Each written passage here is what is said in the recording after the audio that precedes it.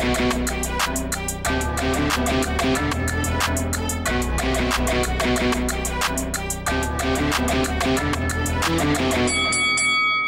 guys, welcome to Boxing Squad for boxing news and views from around the internet. And another heavyweight news mashup video today, starting with Eddie Hearn. Some comments on a potential undisputed fight between Anthony Joshua and Tyson Fury.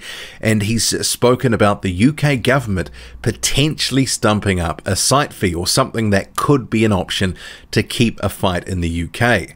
So previously, Hearn has obviously spoken about that sort of fight likely being held outside the United Kingdom because the money elsewhere would probably be too great. But speaking to the Pound for Pound podcast, he stated, "I'd love to see one of the fights in the UK. I'm hoping maybe the government say, we must make sure this fight's here, so we'll help finance and pay a site fee. It's not just about the fight, it's about what it does for the economy." Those were the statements of Eddie Hearn to the Pound for Pound podcast. You can guarantee there's at least two schools of thought on this sort of issue. One side will say, look, this is something that could, as a big, generational type fight, one of the biggest heavyweight fights in history, and at least in the past generation, this could be something that could be a real boon for the economy. It's going to get a lot of eyes on the fight, people potentially traveling around, spending their, money, opening their wallets, etc. So there is an angle to sort of say, the economy can benefit from it, and if it does keep the fight in the United Kingdom, some people will say, well, maybe the government could chip in because the benefit for the economy could outweigh the actual, cost of the site fee. But I guess it sort of depends on that front. What sort of site fee would they be after? Because I'm sure it would be as much as they could possibly get. Remembering that the Joshua and Ruiz rematch went to Saudi Arabia, and the site fee for that was tens of millions of dollars, reportedly. So if you're stumping up at least 8 figures, probably, what, 20, 30, 40 million dollars? I don't know. But it would be a lot. That starts to go, well, what is the case to, to have it there? What sort of benefits does it generate for the economy? Is there some sort of return on investment for the government to put money in? But the other side of the coin is that you could look at this and go with a bit of skepticism to sort of say, look, these are millionaire fighters with millionaire promoters. It's a big event, sure, but ultimately it's subsidizing and paying for their wages in some sense. And some people may not like it, putting taxpayer money into something like this. And there's actually a parallel in New Zealand. David Higgins and the Queenstown Council, they're looking to maybe get the New Zealand government involved to try and put a Joseph Parker fight on in Queenstown. So this is something that, around the world people are obviously looking at, and with economies sort of stalling out because of the current pandemic, it could be something that governments might be more open to at this current time.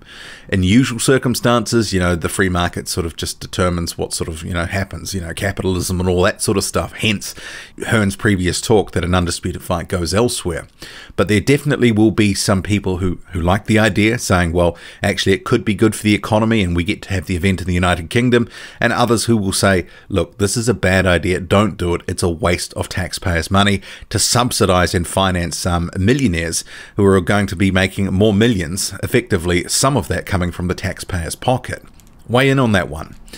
Meanwhile, Tyson Fury, who's been training very publicly during the pandemic, posting videos, live workouts every day, is raging that some of them have been taken down because of music reasons, copyright issues. You're not going to believe this. All that good working out, we got right near the end and it come up a message, you do not own the music. Deleted the video. I cannot believe it. I don't know what's going on with these people. We're working out. Every gym in the world don't own the music. Every person on Instagram doesn't own the music that you train to. I'm trying to steal the pop. I'm not trying to rob it or copyright it. I'm just listening to it because I paid for it on iTunes on my phone to get that. So if you're listening to this, Music Police, yeah, I paid for it. I bought it, $14.99 off iTunes, whatever it is now, $152, whatever it is. So yeah, I do not own it, I understand that. You're messing me workouts up, you've deleted 4 or 5 of them and stopped the world keeping fit. So you want to be ashamed of yourself? The Cuban contender Luis Ortiz is willing and ready to fight whenever he can get a date, telling the El Nuevo Herald, I've been told I could fight again between August and September. In any case, I'll be ready. There's a lot of talk about Mike Tyson's return. If he wants to, I'll even go against him. I just need a name and a date. And I know that there will be some people with some jokes in the comment section saying that they are about the same age. Heavyweight prospect Guido Vianello is going to be on Top Rank's first card back on June 9th. So the Nevada Commission has green-lighted 2 Top Rank cards, one on June 9th and the other on June 11th. It'll be behind closed doors at the MGM Grand Hotel in Las Vegas. So Guido Vianello, you can see here the graphic, the gladiator returns, and he stated, "It's been a very difficult time for Italians and the rest of the world. I want to bring some happiness to my people, so I'm delighted to announce June 9th, I'm going to be back in the ring, and I promise to put on an exciting performance for my people."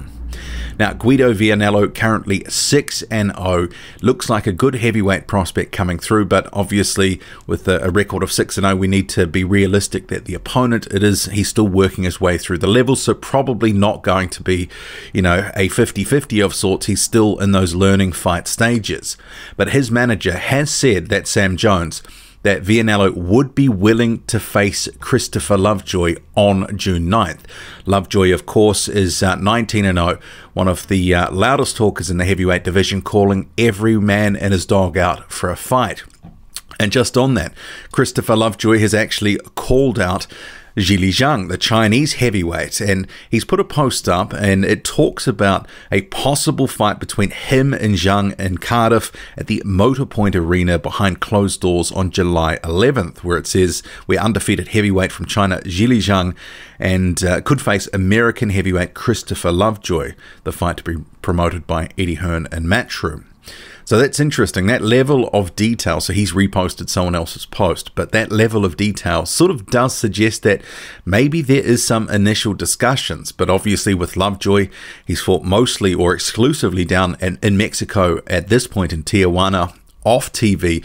We just have no idea how good he is. 19-0, 19 knockouts, but he hasn't fought anyone worth a jot at this point.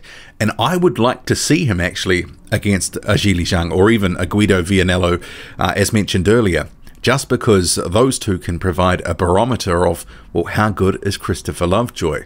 But he obviously is looking for a money fight, so we'll see if anything gets made. I'm not holding my breath at this point. But what do you make of it all? Drop a comment, loud and often, hit like, hit subscribe, follow me on Twitter, boxing_squared. I'm out.